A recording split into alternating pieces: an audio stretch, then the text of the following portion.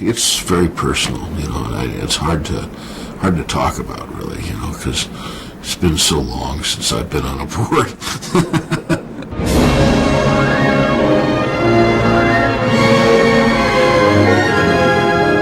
Well, I was raised on the coast, and I started surfing probably when I was around 10 years old, probably earlier than that, really. I was body surfing as soon as I got into the ocean, and my father would take me down and I'd ride waves on a rubber mat wherever we went.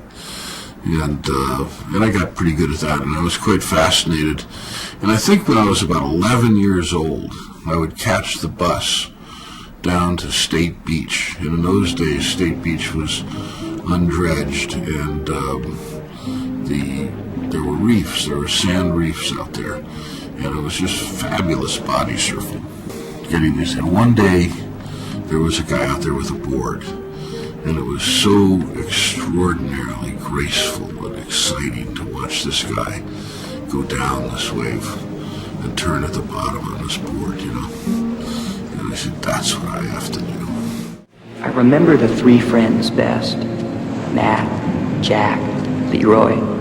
It was their time. They were the big names then. The kings. Our own royalty. They were based on compilations of real people. There was a masochist. There was a character like Jack Barlow, who was a compilation of the more responsible ones of us who became lifeguards and things like that. And of course, there was a character that was very similar to Matt Johnson, an incredibly talented, interesting person, fraught with flaws and frailties. The real person was sort of a great hero. He was a really good friend of mine, and he and I surfed together so much, and he was one of the greatest surfers that ever lived, and he was an alcoholic at 19, and so he was fascinating to me. And what made him do what he did, how he got out of it, all that kind of thing, and what he got from the ocean. So I was sort of fascinated to view that character, to put the cracks and the flaws in that character. The other thing that was very important about that character was that he's really a proletarian. He's not special. He's not going to go off and be a lawyer.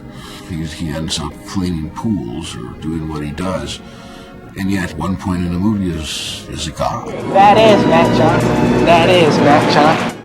I felt that it was very powerful to show the war in a way by not showing it, by showing just what happened to people here. One of the things about that era is that you had to make up your mind. There was a draft. The draft was going to come and interfere with your life, and it may get you killed. And you had to make up your mind one way or the other. And you had to become engaged in society. You had to become engaged in life at that point. You couldn't just sit it out. Those are all real things, including Gary Busey, who goes nuts and is taken away in a straitjacket. Sometimes the longer shots where you get to see the great size of the ocean. There's a couple of shots there where they're really wide shots where you see these huge hotel-sized waves coming in and breaking, and those are very impressive. But I wanted to get a sense of how much water is moving around out there, because when you just see a shot from the beach, even of a big wave, huge wave, you see the height of the wave, but you don't realize all that water, the slope going up, all of that is moving at once. And even where it's very shallow at the bottom, it's lifting up. All that is power. And you wanted to get that sense. And the other sense I wanted to get was that it's like a battle. You're out there, and it's like almost a medieval battle. There's knights running around and trying to, and nobody knows what's going on. There's a fog of war that descends, and all of a sudden the peaks are shifting, and all of a sudden the guy's in the heart of it, where he wasn't a few seconds ago, and he has to make decisions, and everybody has to make decisions, and whether you're going to go, whether you're not going to go, and people, all the human emotions from exhilaration and headlong challenge and all this to total cowardice go happen immediately. You couldn't do it with process. You couldn't do it with longer shots from the beach. You really had to have water cameras so that you were right there next to the guys, and then you were panicked yourself. And there's a few shots where you feel that panic, or where you feel that there's also a moment in riding big waves when you know you can do it, and you've taken the best that the ocean can throw at you that day, and you're looking for more. George Greeno, who was one of our cameramen, who really is an instrumental character in the history of surfing, and he invented the modern surfboard in a way. And he's a wild character and lives in Australia, and he decided he had shot things like that on small waves, and with a rubber mat or something, and we said, let's get a place. You find a place, George, where you can get into a pretty big tube. He said, well, I can get into a tube, but, to do it right, what we want to do, we have to get into a really bad tube, which I won't be able to get out of.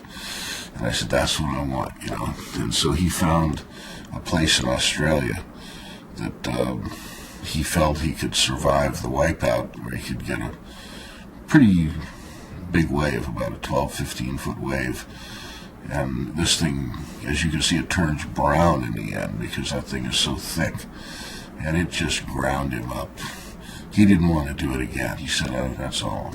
And that's why that shot's never been duplicated. Nobody's going to do that again for fun.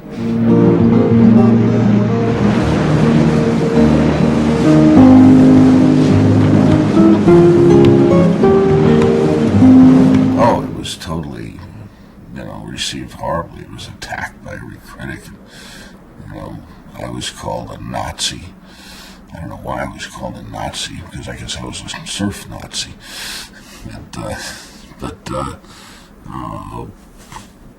It was just totally, lambasted, and I was excoriated to the point where I remember taking a long walk one night, wondering if I should join the French Foreign Legion. But I didn't.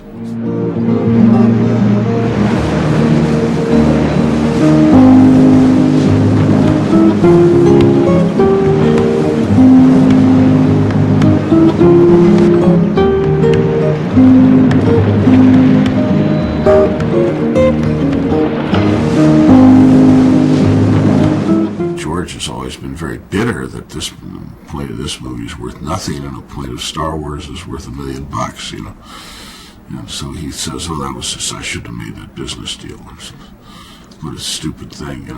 It was their idea, not mine. And then, many times after that, people would say different things. They said, we should have made it like Animal House. And I am certainly glad I made it the way I did. The film has its own life, and sort of in a way that you would think any film that was that badly received and did so poorly at the box office would just sink without a trace. But in fact, this thing has gone on and created its own legend, and it is what it is, and it's a document for that time. And it's amazing how it relates to the kids today.